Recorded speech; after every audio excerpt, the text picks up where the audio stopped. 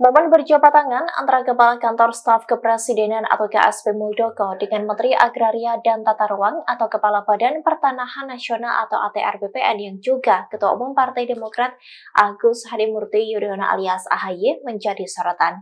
Terkait dengan hal ini, Muldoko menjelaskan soal jabat tangan tersebut. Dikutip dari Kompas.com, hal ini disampaikan oleh Muldoko saat di Istana Kepresidenan Jakarta pada Senin 26 Februari 2024. Ia mengatakan bahwa jabat tangan antara dirinya dengan AHY merupakan hal yang biasa-biasa saja, sebab kini keduanya sudah menjadi rekan satu kabinet di pemerintahan Presiden Joko Widodo.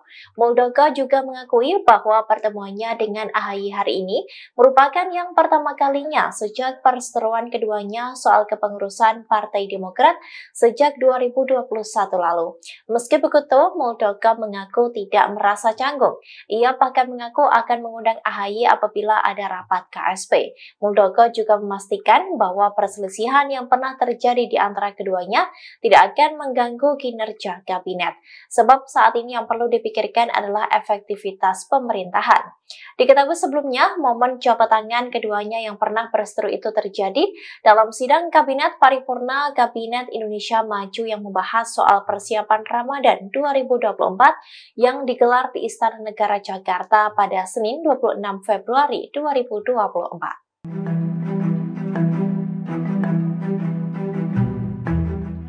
Kepala Kantor Staf Kepresidenan atau KSP Muldoko bertemu perdana dengan Menteri ATR atau BPN yang juga Ketua Umum Partai Demokrat Agus Harimurti Yudhoyono alias AHY sejak perseteruan keduanya pada 2021 lalu.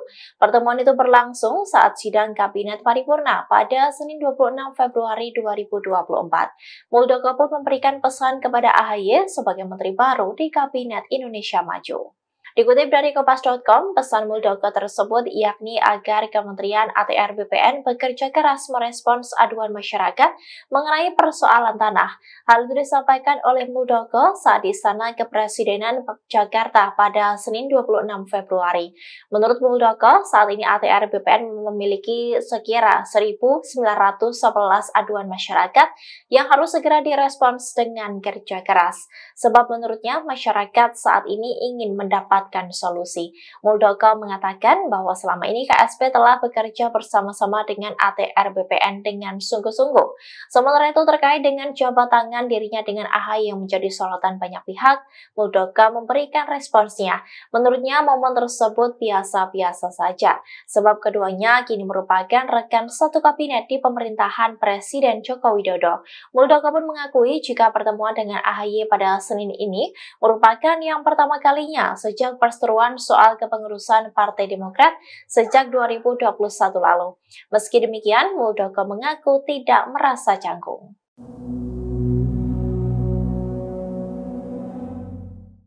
Kubu Prabowo Subianto dan Gibran Rakabuming Raka saat ini tengah mendekati kedua kubu pesaingnya tak terkecuali kubu perubahan yakni Paslon 01.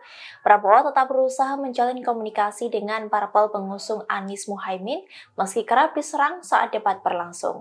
Terkait dengan hal ini, anggota Dewan Pakar Tim Kampanye Nasional atau TKN Prabowo Gibran Derajat Wibowo mengungkap alasannya. Dikutip dari Kompas.com, menurut Derajat, Prabowo adalah seorang yang pemaaf sehingga ia pasti sudah memaafkan Anies meski selalu diserang saat debat capres berlangsung. Hal itu disampaikan oleh Derajat pada Kompas.com pada Senin 26 Februari 2024. Meski begitu, ia tak memungkiri jika Prabowo memang kerap sesekali marah, sebab Derajat yang dikenal sebagai orang yang sangat sabar pun juga sesekali merasa marah. Namun demikian, ia menyebut secara mendasar Prabowo adalah pemaaf. Derajat juga meyakini bahwa Prabowo tidak pernah menyimpan dendam kepada lawan politiknya. Selain itu, ia juga mengatakan bahwa Gibran Rakabuming Raka sudah menyatakan ingin bertemu dengan para pesaingnya seperti Anies Muhaimin hingga Ganjar dan Mahfud. Derajat menilai bahwa sikap itu menunjukkan bahwa Prabowo Gibran tidak mempunyai hambatan atau sedang menjaga jarak pada pihak tertentu untuk melakukan rekonsiliasi.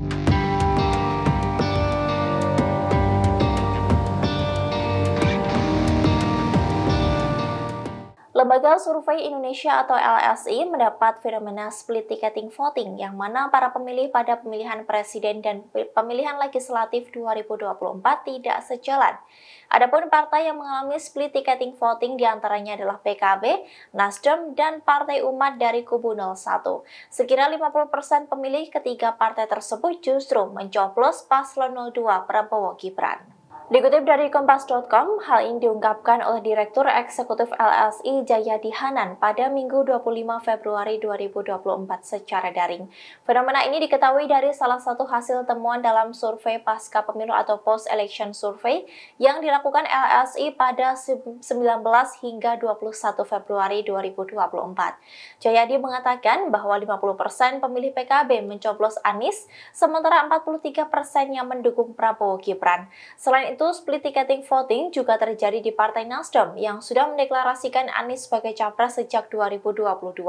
Survei LSI memperlihatkan hanya 42,6% pemilih Nasdem mencoblos Anies Muhaimin, sementara 53% lebih justru melabuhkan pilihan kepada Prabowo Gibran.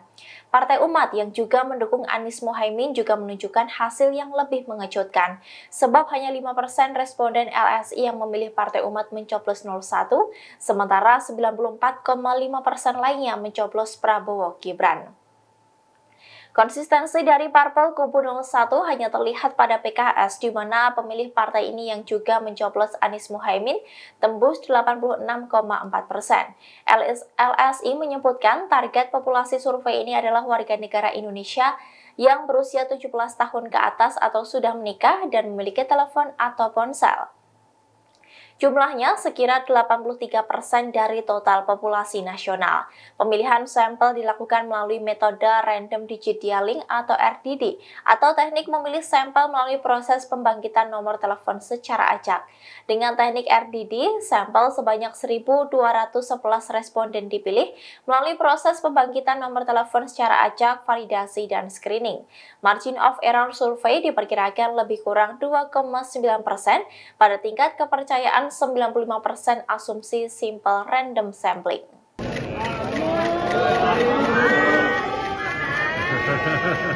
Wakil Ketua Umum Partai Demokrat Beni Kaharman menyoroti jabat tangan antara Kepala Staf Kepresidenan Muldoko dengan Agus Harimurti Yudhoyono alias AHY. Ia pun meminta seharusnya Muldoko menyampaikan permintaan maaf secara terbuka kepada Ketua Majelis Tinggi Partai Demokrat Susilo Bambang Yudhoyono alias SBY dan AHY. Dikutip dari Kompas.com, hal ini disampaikan Beni di Bentara Budaya Jakarta pada Senin 26 Februari 2024. Beni mengatakan permintaan maaf itu dilakukan demi kebersamaan indah di kabinet. Ia mengatakan permintaan maaf dari Muldoko itu juga akan menunjukkan sikap negarawannya. Sebab Beni menilai sikap perbuatan Muldoko yang ingin merebut Demokrat adalah hal yang salah secara politik maupun hukum. Ia juga berpendapat bahwa jabat tangan antara Muldoko dan AHY sebelum sidang paripurna siang tadi belum cukup untuk menyelesaikan permasalahan yang terjadi antara keduanya.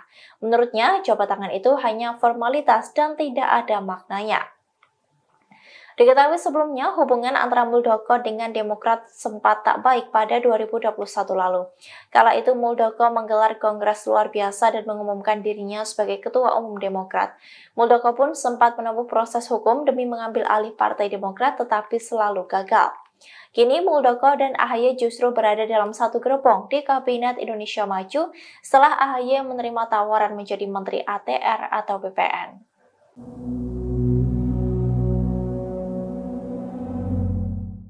Nama Anies Baswedan mulai kembali mencuat bakal ikut ajang pemilihan Kepala Daerah DKI Jakarta. Hal itu muncul setelah peluang sang capres untuk memenangkan kontestasi Pilpres 2024 ini tipis berdasarkan hasil real count sementara dari KPU. Benarkah Anies akan maju kembali ke Pilkada DKI? Dikutip dari tribunjakarta.com, PKS sebagai partai yang mengusung Anies di Pilkada DKI 2017 silam dan Pilpres 2024 buka suara terkait isu ini.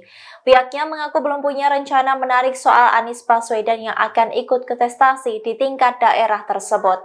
Sebab saat ini PKS masih fokus untuk memenangkan Anies di Pilpres 2024 dengan mendorong terlaksanakannya putaran kedua. Hal ini lain disampaikan oleh Sekretaris DPW PKS DKI Jakarta Abdul Aziz saat dikonfirmasi pada Senin 26 Februari 2024.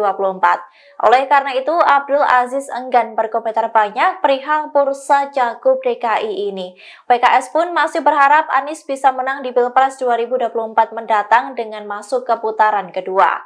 Diketahui bahwa peluang Anies untuk menang di Pilpres 2024 cukup berat, sebab perolehan suara pasangan Anies Baswedan dan Muhaimin Iskandar alias Caimin saat ini masih stagnan di angka 24,45%. Jumlah ini masih kalah jauh dari pasangan Prabowo Subianto Gibran Rakabuming Raka yang sudah mendulang 58,84% suara. Sedangkan pasangan Ganjar Pranowo dan Mahfud MD baru mengumpulkan 16,71% suara. Adapun data ini berdasarkan real count atau hitung suara Pilpres 2024 versi KPU per pukul 20 waktu Indonesia Barat pada Senin 26 Februari 2024 dengan total suara yang masuk sebanyak 77,31%.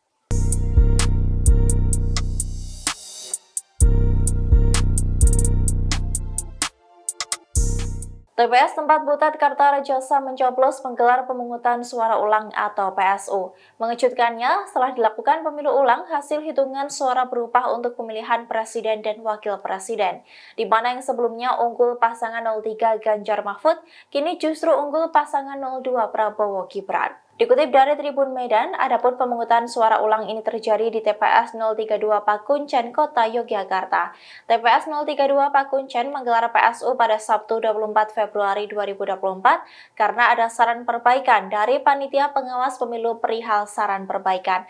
Berdasarkan hasil pengawasan dari Panwaslu terdapat ketidaksesuaian hak suara yang didapatkan oleh pemilih dengan kategori daftar pemilih khusus di Kecamatan Wirobrajan.